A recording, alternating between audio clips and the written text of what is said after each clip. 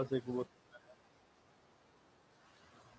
देखो बात ये होती है कि हम ग्रुप जो बनता है ना वो सिमेट्री के लिहाज से बनता है।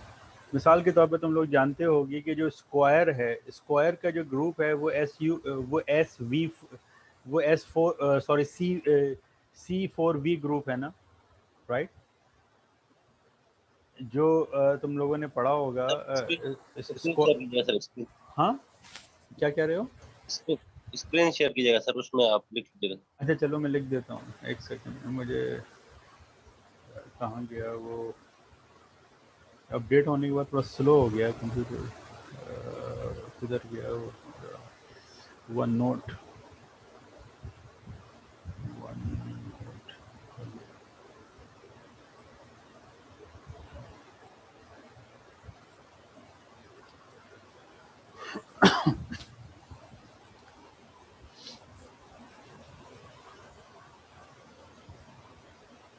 खुल रहा है यार वो, सेकंड को।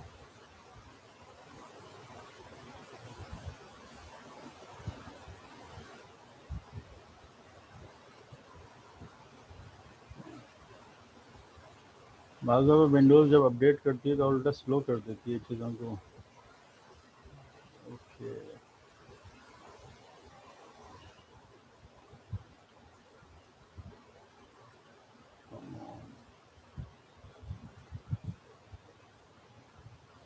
ओके मैं अब शेयर करता हूँ आपके पास,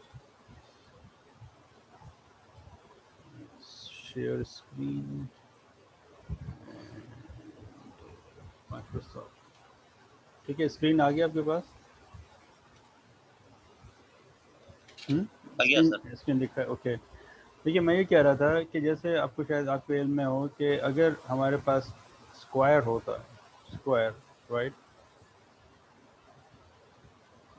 इससे रिलेटेड जो ग्रुप है हमारे पास वो C4V ग्रुप है।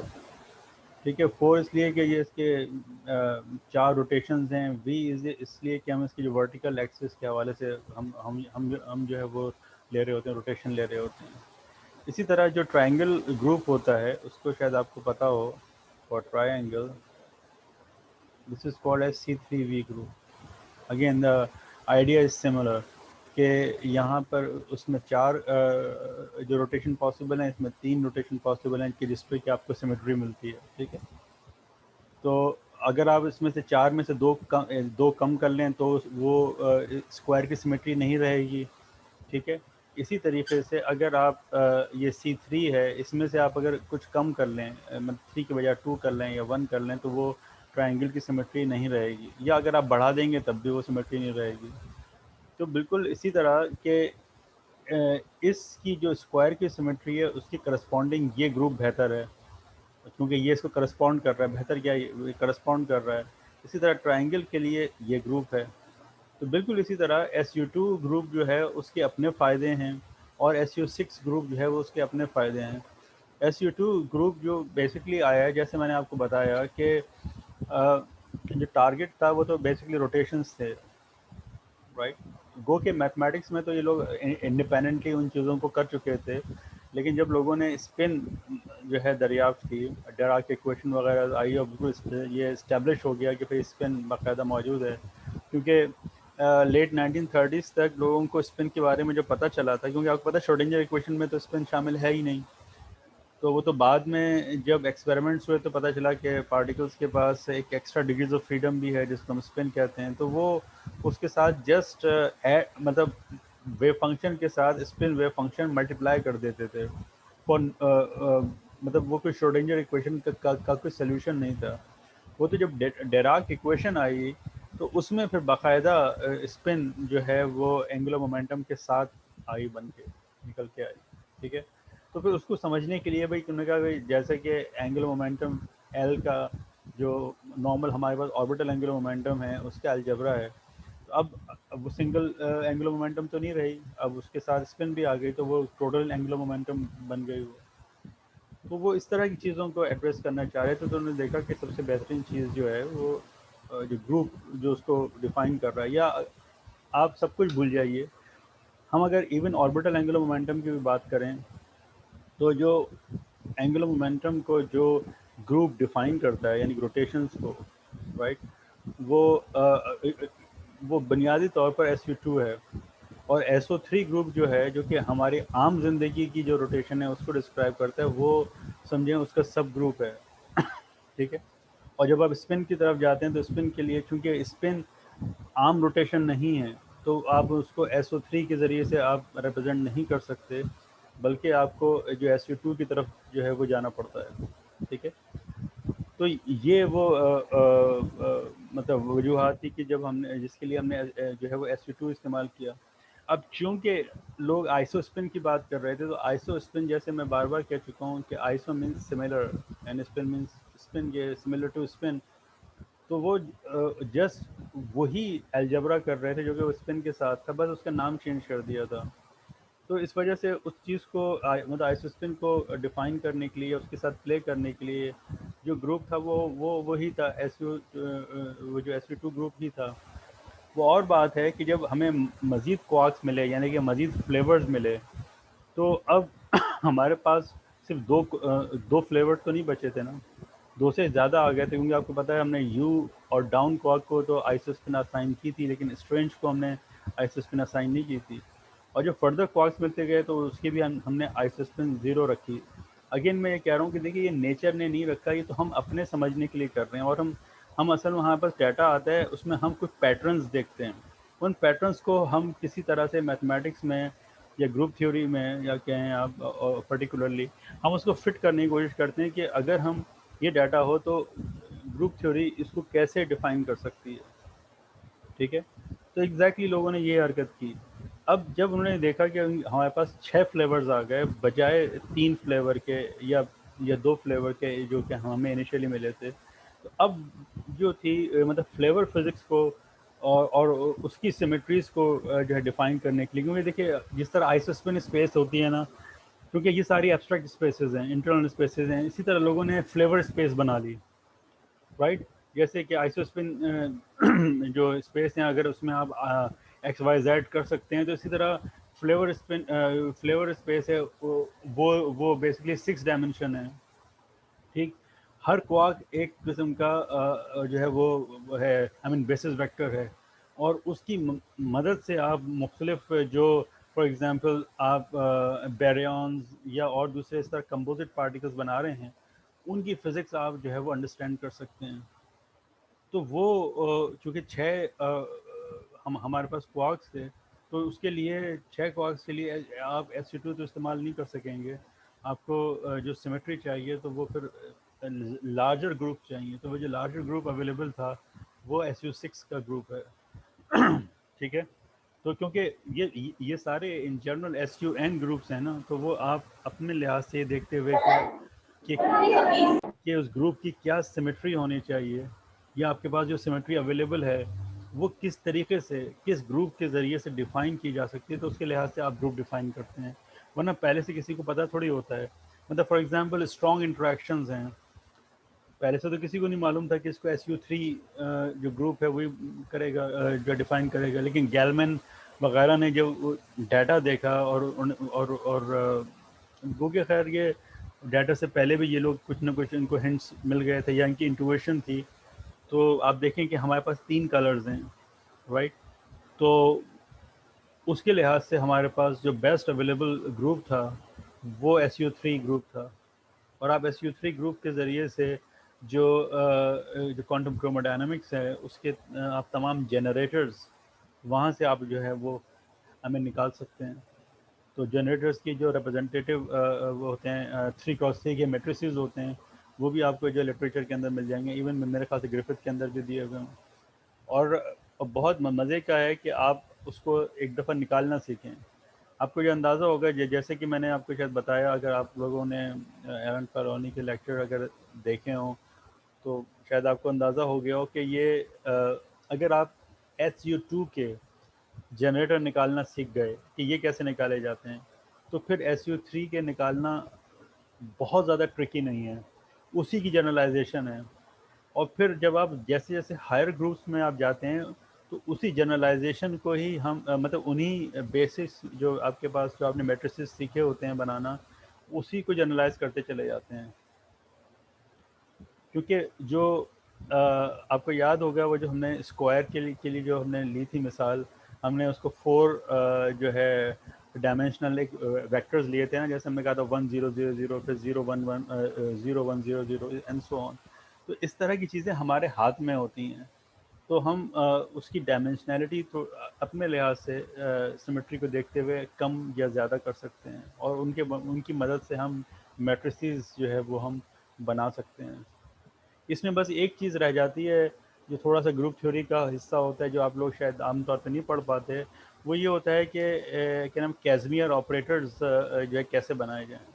तो कैज़मियर ऑपरेटर्स भी होते हैं जिनको कि हम स्क्वायर मैट्रिसेस कहते हैं। मतलब जैसे फॉर एग्जांपल आपने जे स्क्वायर पढ़ा होगा, ये एक वो है, हमें कैज़मियर ऑपरेटर है, या एल स्क्वायर है, या अगर स्पिन की बात करें तो जो एस स्क्वायर हो।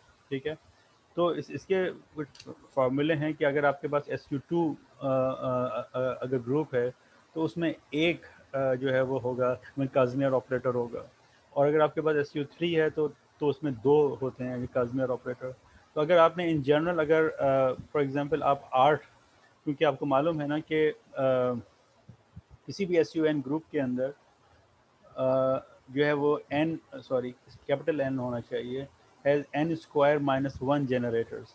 तो अगर हमारे पास फॉर एग्जांपल ये जो है SU3 हो फॉर एग्जांपल, तो SU3 का मतलब है कि 9 - 1 यानी कि 8 जनरेटर होने चाहिए। तो 8 में से आप 6 जनरेटर तो बहुत आसानी के साथ बना लेंगे। वही जो आपके जो आपने 3 जो मैट्रिसेस पढ़े हैं इसके जो है आई मीन स्पिन के, राइट, जिनको आप आमतौर पे क्या कहते हैं, पाउली मैट्रिसेस कहलाते हैं।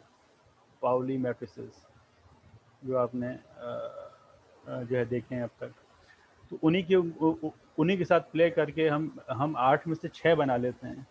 लेकिन चूंकि हमें ग्रुप थ्योरी बताती है कि अब चूंकि SU3 है, इसमें 2 काज़मियर ऑपरेटर होने चाहिए, और काज़मियर ऑपरेटर वो ऑपरेटर होते हैं जो बकिया सारे जनरेटर्स के साथ कम्यूट कर जाते हैं। तो बिल्कुल इसी तरह ये सोचते हुए कि वो जो हमारे पास मैट्रिसेस अवेलेबल हैं, उनको हम इस तरीके से कुछ करें कि उसमें से 2 मैट्रिसेस हम एक्स्ट्रा बनाएं जो कि सबके साथ कम्यूट कर जाएं। तो आप फिर इस तरह कंप्लीट 8 जनरेटर जो है वो आप बनाने में कामयाब हो जाते हैं, और पूरी जो क्वांटम क्रोमोडायनामिक्स है उसको समझने के लिए और उसको काम में लाने के लिए आपके पास SU3 अलजेब्रा जो है वो सामने आ जाता है, राइट। और जबकि ये सॉरी मैं एक चीज़ गलत बता गया, ये आर्ट के अलावा होंगे वो 2, वो आर्ट्स में शामिल नहीं है, आई एम सॉरी। आर्ट के अलावा हैं वो जो 2 हम काज़मियर ऑपरेटर बनाएंगे। तो 8 जो ऑपरेटर हैं वो इन्हीं जो पॉली मैट्रिसेस हैं, इन्हीं को देख के हम बना सकते हैं। अगर आप चाहेंगे तो मैंने आपके साथ एक किताब शेयर की हुई है थॉमसन की, उसमें जहाँ उसने फ्लेवर सिमेट्रीज कहीं जाके जिक्र किया है, वहाँ उसने ये मैट्रिसेस बनाना सिखाए हैं। अगर आप चाहेंगे तो मैं आपको वो हिस्सा जो है दिखा सकता हूँ, और एकदम शायद आपको समझ में ना आए मैट्रिसेस, लेकिन अगर आप ज़रा सा गौर करेंगे और मैं आपको हिंट दूँ कि ये हो रहा है इसके अंदर, फिर आपकी आंख फौरन समझ जाएगी, ओ ये है इसके अंदर, ये हो रहा है। तो ये जो मैंने आपको एक छोटी सी मिसाल दी थी ना स्क्वायर की, कि हम किस तरह स्क्वायर को रोटेट करके हम उसके करस्पॉन्डिंग ग्रुप की रिप्रेजेंटेशन बना सकते हैं, एग्जैक्टली वही आइडिया वहाँ चल रहा है। लेकिन वो चूँकि थोड़ी सी ज़्यादा एब्स्ट्रैक्ट चीज़ें हैं तो एकदम पिक करने में प्रॉब्लम होती है, but it is the same logic, it is the same spirit. तो ये है सारा खेल जो इसके अंदर चल रहा है। ये जो और फिर इसमें ये था कि देखिए वो जो आपने शुरू में पहले चैप्टर में वो जो बड़े बड़े ट्रायंगल और वो हेक्सागन इस तरह की चीज़ें देखी थी, वो सारी की सारी ये इसी तरह की जो SU6 फ्लेवर ग्रुप है, वो उसके ज़रिए से एक्सप्लेन की जा सकती हैं। लेकिन वही वाली बात है कि it takes a lot of time कि उनको आप पहले SU6 को थोड़ा सा आप समझें और फिर उसको अप्लाई करना शुरू करें। तो so there is a lot of group theory involve, a lot of group theory. और मज़े की बात आप देखें कि वो उसमें कोई पीछे कोई फील्ड थ्योरी नहीं कर रहे थे वो लोग, या कोई और बहुत ज़्यादा इसे कहना चाहिए ना कि सोफिस्टिकेटेड मैथमेटिक्स नहीं हो रही थी, सिर्फ ग्रुप थ्योरी कर रहे थे। वो ग्रुप थ्योरी कर करके वो डाटा को देखते हुए चीज़ों को अरेंज करते चले जा रहे थे, और जहाँ पर मिसिंग होता था कि भाई यहाँ पर ये चीज़ मिस है, ऐसा होना चाहिए, क्योंकि आपने जैसे बचपन में वो ऐसे प्रॉब्लम की होंगे ना मैथमेटिक्स में कि वो 2 के फ़र्क से चीज़ बढ़ रही है, आपने कहा हो बीच में चीज़ नंबर मिस है तो उसका मतलब है यहाँ पे 5 होना चाहिए, 3 के बाद 5 आना चाहिए, फिर 7 आएगा। तो वो जो हमारे पास प्लेसेस थी जो कि मिस थी, वो लोग प्रिडिक्ट कर रहे थे कि भाई यहाँ पर इस तरह का पार्टिकल होना चाहिए, और फिर वो बाद में वो पार्टिकल मिल भी गए एंड सो ऑन। और फिर उनके दूसरी प्रॉपर्टीज़ जैसे कि आपने फर्स्ट चैप्टर में आपने देखा होगा वो ओकुबू वगैरह के ने पार्टिकल्स के मैथ्स के लिए वो उन्होंने कुछ फॉर्मूले लिखे थे। तो वो अगेन उन सिमेट्रीज को देखते हुए लिखे थे कि भाई ये चार जो पार्टिकल्स हैं, यानी कंपोजिट पार्टिकल्स की बात हो रही है, वो मिलके इस तरह की इस तरह के क्वार्क से मिलके बने हैं, तो उनकी ये प्रॉपर्टीज़ हैं। तो वो जो दो पार्टिकल मिस हैं उनका मैथ्स कैसे प्रोडिक्ट करें, तो वो उन्होंने डाटा को देखते हुए मैसेज कैलकुलेट करने के फार्मूले बना लिए। अगेन उसके पीछे कोई बहुत सोफिस्टिकेटेड क्वांटम मैकेनिक्स या फील्ड थ्योरी ऐसी कुछ नहीं थी, सिर्फ डाटा देख रहे थे और ये देख रहे थे कि ये जो इस तरह के हमारे पास चीज़ें मिस हो रही हैं या हम प्रिडिक्ट करना चाहें तो कैसे करेंगे। वो कोई फंडामेंटल फार्मूले नहीं थे, ठीक है ना, वो सिर्फ डाटा को देखते हुए, पैटर्न्स को देखते हुए सारे रिलेशन जो है लिख रहे थे, और वो अप्रॉक्सीमेटली ट्रू हैं। वो जब आप क्वांटम क्रोमोडायनामिक्स और इन तमाम चीज़ों को जब आप बीच में लेकर आते हैं तो फिर पता चलता है कि आपको एक्यूरेटली वो कैसे आप मालूम करें। लेकिन यानी कि एक आइडिया के लिए दैट वाज इनफ।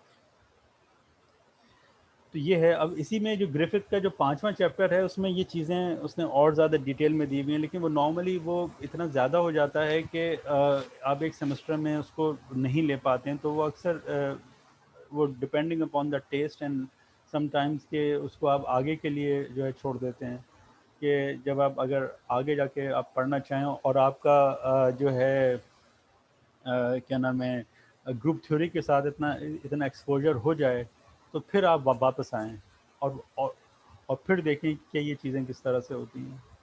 तो इसलिए वो छोड़ दिया जाता है for I mean for the time being. तो अब कुछ बात समझ में आई कि ये SU2 या SU6 की क्या बात है। वो बेसिकली सिमेट्री सर डिपेंडेंट है। सिमेट्री क्या चाहिए आपको उसके ऊपर डिपेंड करेगा। और कोई सर सवाल? और सर बेयर मास और इफेक्टिव मास में क्या फर्क है सर? ओके, देखिए बेयर मास से आपको बेयर का मतलब पता है क्या होता है? बर्दाश्त करना।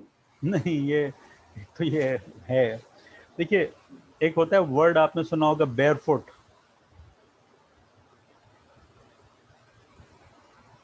हाँ, बेयरफुट का मतलब क्या होता है? नंगे पाँव। मतलब अगर उसके ऊपर कोई चीज़ ना हो तो हम उसको बेयरनेस कहते हैं, ठीक है। ये एक बात है। तो ये बेयर मास से मुराद ये है कि आप एक पार्टिकल को देख रहे हैं without considering any other interaction, तो वो उसका बेयर मास है। इफेक्टिव मास ये होता है कि मिसाल के तौर पे जैसे इलेक्ट्रॉन है, इलेक्ट्रॉन का मास हमें मालूम है कि कितना है, राइट, 0.5 MeV है।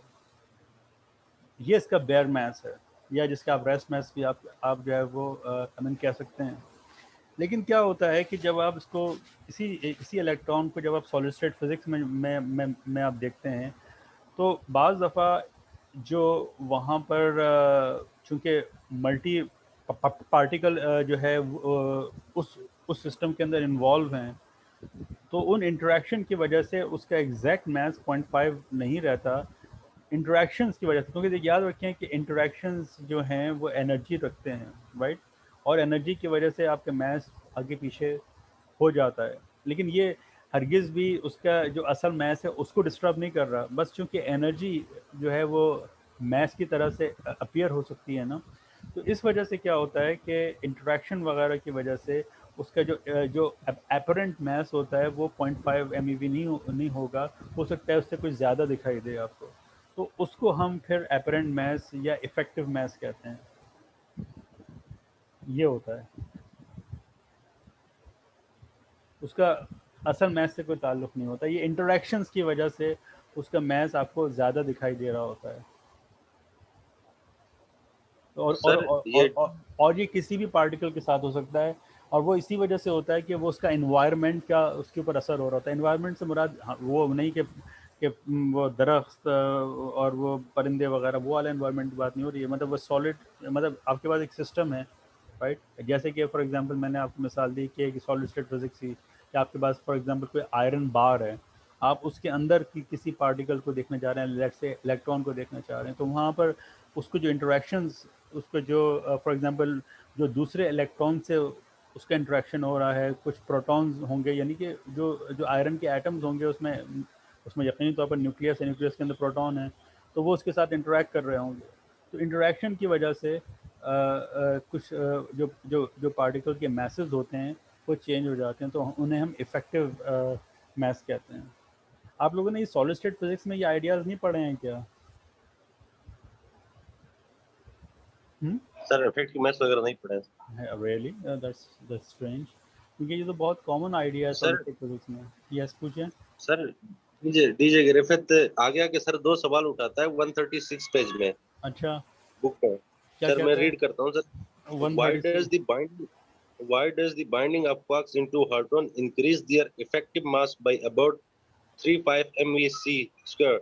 हाँ। The answer presumably lie in QCD, but the detail are not fully understood. देखिए, मैं समझ गया आप 136 की बात कर रहे हैं। देखिए, ये एक अच्छा सवाल है, मैं आपको इसका इनडायरेक्टली जवाब देने की कोशिश करता हूँ। देखिए, जैसे कि हमारे पास प्रोटॉन है, राइट। और आप अब तो जान ही गए होंगे कि एक प्रोटॉन जो होता है वो, उसके अंदर दो अप क्वार्क्स होते हैं और एक डाउन क्वार्क होता है, ऐसा ही है ना? अच्छा, एक डाउन क्वार्क का जो मैस है, मुझे एग्जैक्टली याद नहीं रहता, वो कुछ एमईवी में है, मैं आपको अभी देख के बता देता हूँ कि अब एक अप क्वार्क का आपको याद है तो मुझे बता दीजिए। Okay, let me tell you. ये क्या है, इसने यूनिट नहीं लिखे हुए। आई थिंक के एम ई वी में है, मास स्टार, इसने स्टार डाला हुआ है। चलिए अंदर देख लेते हैं, पहले चैप्टर के अंदर एग्जैक्टली, ताकि आपको बात समझ में आ सके what I am really telling you, ताकि आपके पास ये इफेक्टिव मैथ्स और इसका आइडिया क्लियर हो जाए।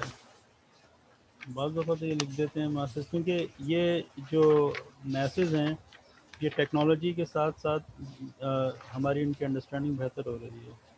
तो लैपटॉप के तो इसने दे दिए मैसेज, हाँ, क्वार्क के नहीं दिए। अच्छा, 2 MeV है, ठीक है। टू एक यू क्वार्क का मैथ जो है वो 2 MeV है, ठीक है, और डाउन क्वार्क का जो है वो 5 MeV है, ठीक है। और आपको मालूम है कि एक प्रोटॉन का मैथ कितना है? अबाउट 937, ऐसा ही है ना? क्यों? हेलो, आपको आवाज़ आ रही है मेरी? ये सर आ रही है सर। अच्छा, ठीक है।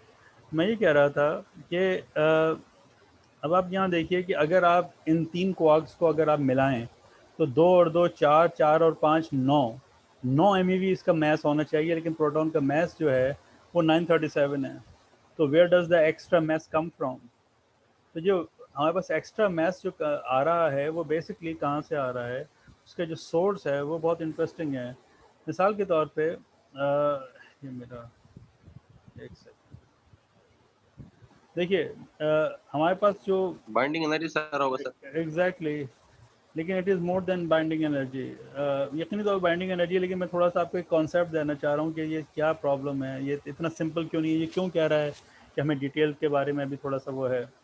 देखिए, ये आपस में इंटरेक्ट कर रहे हैं थ्रू ग्लूऑन्स, ठीक है। ये हमारे पास लेट्स से तो हमारी मर्जी है, किसी को भी अप और किसी को भी डाउन कह दें, ये आपस में इंटरेक्ट कर रहे हैं थ्रू ग्लूऑन्स, ठीक है। ये जो मेन क्वार्क्स हमने बनाए हुए हैं, this is called as constituent quarks, कि ये हम ये कह रहे हैं कि ये इनसे मिलके बने हैं।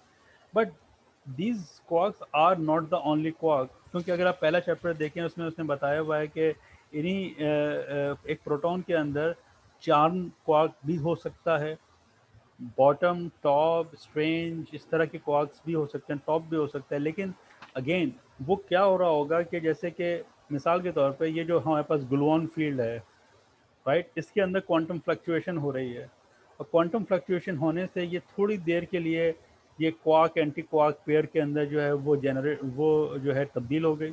Let's say top anti top के अंदर ये जो है आई मीन ये तब्दील हो गई, और वो आपस में फिर जो इंटरेक्ट करने लगे, क्योंकि टॉप क्वार्क जो जिन क्वार्क्स के ऊपर क्योंकि खुद वो होता है, आई मीन कलर चार्ज होता है, तो वो फिर आपस में इंटरेक्ट करने लगते हैं। तो ये एक बहुत ही प्रोटॉन की जो असल तस्वीर समझ में आती है वो बहुत ही कॉम्प्लिकेटेड है, वो इतनी सिंपल नहीं है। क्यूईडी में चीज़ें बहुत सिंपल हैं, लेकिन क्यूसीडी में चीज़ें बहुत कॉम्प्लिकेटेड हैं, क्योंकि ग्लूऑन्स हैं। ग्लूऑन खुद कलर चार्ज दो कलर चार्ज कैरी कर रहे हैं, फिर वो फ्लक्चुएशन की वजह से वो टॉप एंटी टॉप के अंदर कन्वर्ट, टॉप से मुराद कि किसी भी दो क्वार्क एंटी क्वार्क पेयर के अंदर जो है वो कन्वर्ट हो सकते हैं। तो in principle one can say that कि एक प्रोटॉन के अंदर इनफाइनाइट नंबर ऑफ पार्टिकल्स हैं। अगर आप गूगल करें प्रोटॉन की पिक्चर, जो मॉडर्न प्रोटॉन की पिक्चर है, वो आप देख के हैरान हो जाएंगे कि बस उसके अंदर उन्होंने ग्लूऑन्स और पार्टिकल्स ही पार्टिकल बनाए हुए हैं। ये कॉन्स्टिट्यूएंट क्वार्क्स तो बेचारे एक तरह से पीछे रह जाते हैं।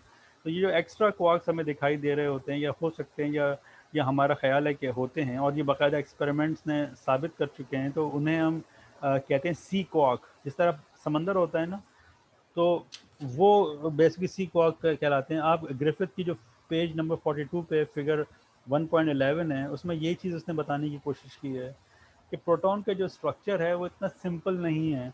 क्यूसीडी की वजह से it has a very very complicated structure. तो बज़ाहिर हमें ये 3 पार्टिकल लिख रहे हैं क्वार्क्स, फिर उसके अंदर ग्लूऑन, फिर ग्लूऑन्स वगैरह, ये सब मिलके इतनी कॉम्प्लिकेटेड पिक्चर बनाते हैं कि जिसकी वजह से जो एक्स्ट्रा मैस है, अब हम बहुत आसानी के साथ आसान लैंग्वेज में कह देते हैं कि भाई ये बाइंडिंग एनर्जी है। Yes, it is binding energy, लेकिन ये इतनी सिंपल किस्म की बाइंडिंग एनर्जी नहीं है। तो ये बहुत ही इंटरेस्टिंग चीज़ है। और आज भी लोग प्रोटॉन स्ट्रक्चर के ऊपर काम कर रहे हैं, क्योंकि वजह ये है कि क्यूसीडी की इक्वेशंस को सॉल्व करना बहुत मुश्किल है। One needs very good computers, very very good computers, यानी कि हमें सुपर कंप्यूटर्स की ज़रूरत पड़ती है, तब जाके हम क्यूसीडी की इक्वेशन सॉल्व कर पाते हैं। अदरवाइज़ आप इन्हें सॉल्व नहीं कर सकते। हाईली नॉन लीनियर जो है इक्वेशंस हैं। तो ये मसाइल हैं कि जिसकी डिटेल जो कह रहे हैं ना, हम नहीं समझ पाते हैं। तो एक पॉइंट होता है कि जहाँ आके हम रुक जाते हैं, क्योंकि हमें इस तरह की जो सिचुएशन है उसके साथ डील करना भी आया नहीं है। लोग डे बाय डे चीज़ों को समझ रहे हैं कि स्ट्रांगली इंटरेक्टिंग सिस्टम के साथ कैसे डील किया जाए, उन्हें कैसे समझा जाए, but it is still an open question, an open problem.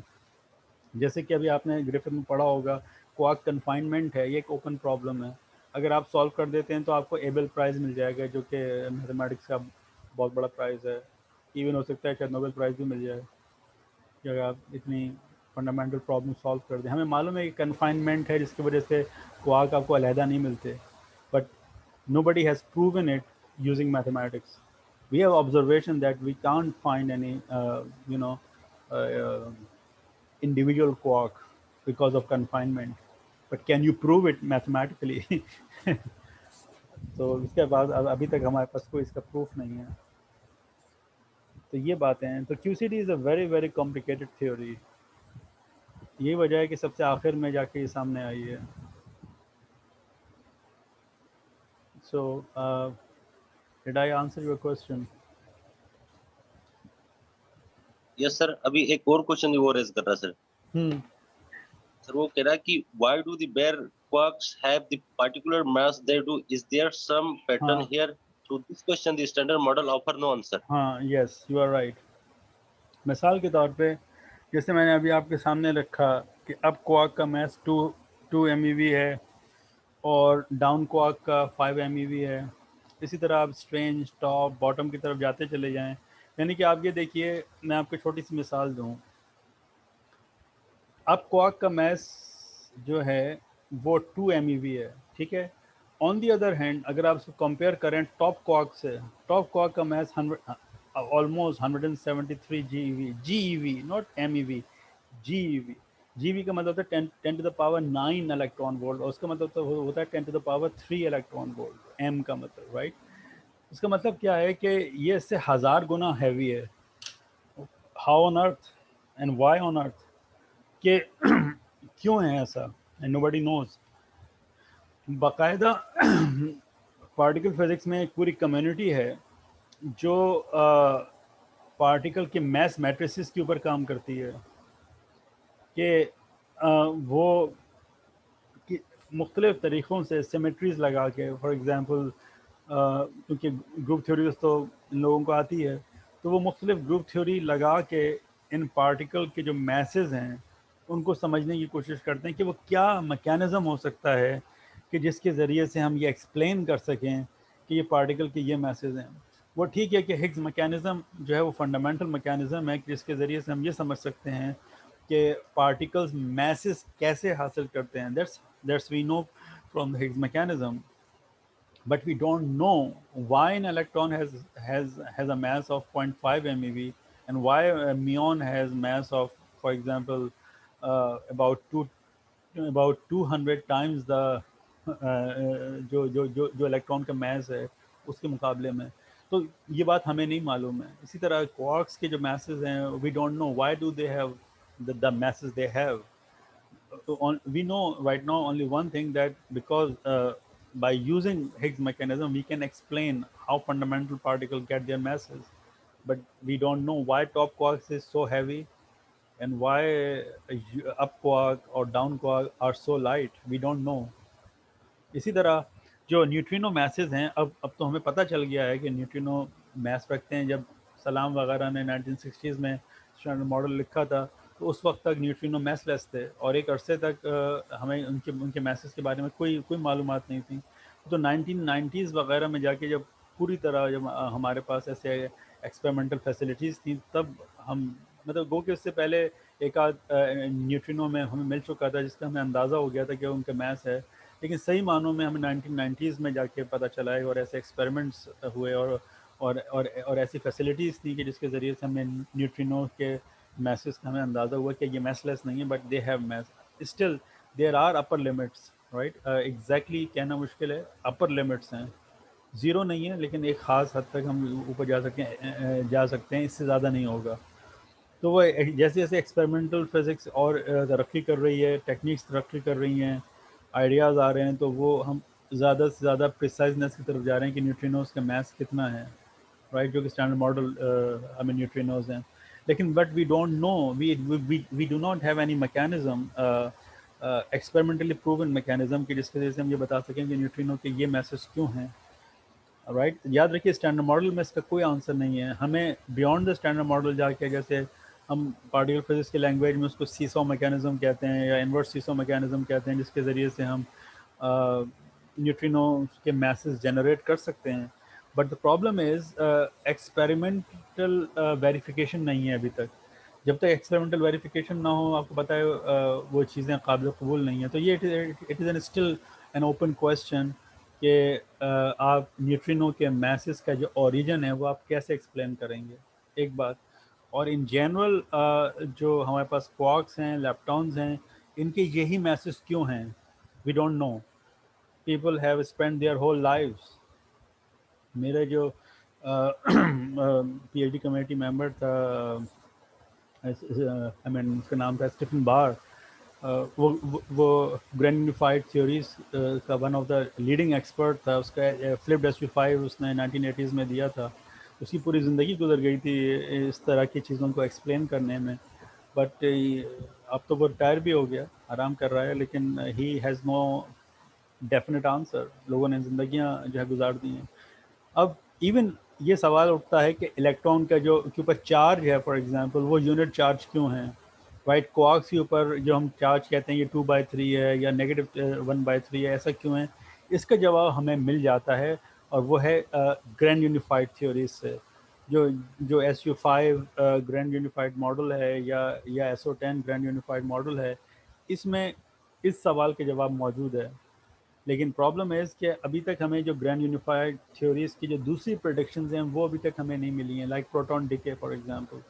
तो जब तक कि वो हमें नहीं मिल जाता तो हमारे पास अभी कोई बाकायदा एक डेफिनेट जवाब नहीं है ये कहने के लिए कि हम चार्ज क्वांटाइजेशन समझ गए हैं। लेकिन अगर एक लम्हे को हम उसके थ्योरेटिकल एस्पेक्ट के ऊपर अगर बस हम बिलीव करें फॉर द मोमेंट, तो ग्रैंड यूनिफाइड थ्योरीज आपको ये जवाब देती हैं कि इलेक्ट्रॉन के ऊपर चार्ज जो है वो 1 यूनिट क्यों है, और क्वार्क्स के ऊपर 2/3, यानी कि अप टाइप क्वार्क्स पे 2/3 और डाउन टाइप पे -1/3 क्यों है। इसका जवाब आपको SU5 ग्रुप से मिल जाता है जब आप ग्रैंड यूनिफाइड थ्योरीज की तरफ जाते हैं। But we still, even in the grand unified theories, we do not have a very definite answer. उसमें आप कुछ ना कुछ नए मैकेनिज्म ऐड कर देते हैं और उसके ज़रिए से आप पार्टिकल्स के क्वार्क्स के मैसेज डिफाइन करते हैं। मैं ये नहीं कह रहा कि बिल्कुल कुछ नहीं हुआ। Yes, we have some answers but not the definite answers. तो उसमें फॉरगॉट नेल्सन मैकेनिज़्म है जिसके ज़रिए से ये क्वार्क्स के जो मैसेज हैं वो एक्सप्लेन करते हैं, but again they are not the fundamental, कहना चाहिए कि मैकेनिज़्म नहीं है, और दैट नीड्स एक्सपेरिमेंटल वेरिफिकेशन। तो that's a very complicated business, मतलब people have spend their whole lives. तो ये बात है।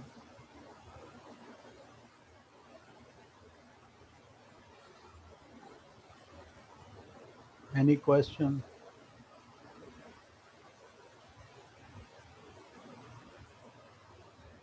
सर तब अगर हम ये एग्जैक्ट नहीं बता सकते हैं कि इनका मास कहाँ से आया, तो सर कोई ऐसी ख्याल तो होगी कि जिसका मास वहां से आया है अभी तक। मैंने आपसे कहा ना कि अगर आप ग्रैंड यूनिफाइड थ्योरीज की तरफ जाएं, स्टैंडर्ड मॉडल में इसका कोई जवाब नहीं है, राइट। अगर आप ग्रैंड यूनिफाइड थ्योरीज की तरफ जाएं तो वहाँ से ऐसे आइडियाज़ जनरेट किए जा सकते हैं कि जहाँ पर आप जहाँ से आप इनके मैसेज का ओरिजिन, कि यही मैसेज क्यों हैं, वो आप एक्सप्लेन कर सकते हैं। बट द प्रॉब्लम इज़ कि आपने वो थ्योरेटिकली आपने आपने मॉडल बनाया, आपने एक्सप्लेन किया, बट द थिंग इज़ हम किसी चीज़ को उस वक्त मानते हैं कंप्लीट कि जब आपके पास कोई एक्सपेरिमेंटल वेरिफिकेशन हो। हम स्टैंडर्ड मॉडल को इसलिए फंडामेंटल लॉ मानते हैं, वो और बात है हम उसको मॉडल कहते हैं, but it is a fundamental law. उसके अंदर मैक्सवेल इक्वेशंस वगैरह सब कुछ छुपा हुआ है, राइट। ये इसके अंदर, क्योंकि जो U1 है उसके अंदर सारी आपके इलेक्ट्रोमैग्नेटिज्म छुपी हुई है, राइट। तो उसको हम इसलिए फंडामेंटल लॉ मानते हैं कि उसकी तमाम प्रिडिक्शंस हम वेरीफाई कर चुके हैं, हम नेचर में देख चुके हैं, राइट। तो अगर फॉर एग्जांपल हमारे पास SU5 अगर ग्रैंड यूनिफाइड मॉडल मौजूद है जहां वो इतनी सारी चीज़ें एक्सप्लेन कर रहा है कि भाई ठीक है, ये एक्सप्लेन कर दिया, ये एक्सप्लेन कर दिया, ये कर दिया, मान लिया। लेकिन जो उसकी प्रिडिक्शंस हैं, मिसाल के तौर पे प्रोटॉन डिके है, न्यूट्रॉन एंटी न्यूट्रॉन ऑसिलेशंस कहलाती हैं कि वो आपस में कन्वर्ट होते हैं, उनका एक ख़ास रेट है जो लोगों ने कैलकुलेट किया है। तो उस तरह की चीज़ें आपको नेचर में मिलनी चाहिए। जब तक कि वो नहीं मिलती हैं आप ये नहीं कह सकते कि प्रॉब्लम सेटल डाउन हो गई है। हो सकता है कि हमने गलत सोचा हुआ हो। तो एक्सपेरिमेंट्स जो होते हैं वो आपको फाइनल वर्डिक्ट देते हैं, राइट। चाहे आप आइंस्टाइन हो, चाहे आप एक मामूली से साइंटिस्ट हो, it doesn't matter. Experiment decide करते हैं कि आइंस्टाइन वाज राइट और इधर यू आर राइट। चाहे उसकी थ्योरी कितनी खूबसूरत दिख रही हो और आपका मॉडल इतना ज़्यादा खूबसूरत ना हो, बट समहाउ अगर नेचर ऐसी बिहेव कर रही है कि जैसे कि आपका मॉडल एक्सप्लेन कर रहा है, तो भले आप दूसरा आइंस्टाइन हो, न्यूटन हो, कोई भी हो, नोबडी केयर्स, ठीक है ना। तो पहले जो प्रोडिक्शंस हैं ग्रैंड यूनिफाइड मॉडल्स की, वो